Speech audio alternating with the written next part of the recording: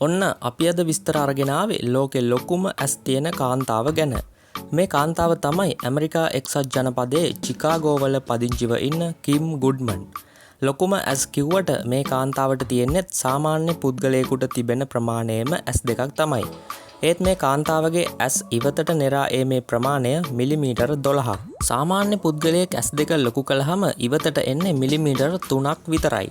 මේ කාන්තාව තමන්ට මෙහෙම දක්ෂතාවක් තියෙනවා කියලා හොයාගෙන තියෙන්නේත් හදිසි අනතුරකින් පස්සේ. ඇයගේ ඔළුවට හොකී පිත්තකින් වැදුණු පහරක් නිසා.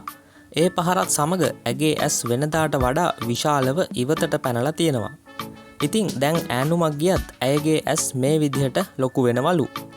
ඇය 2004දී වැඩිපුරම ඇස් නෙරා යැවිය හැකි කාන්තාව විදිහට ගිනස් වාර්තා පොතටත් ඇතුළු වුණා.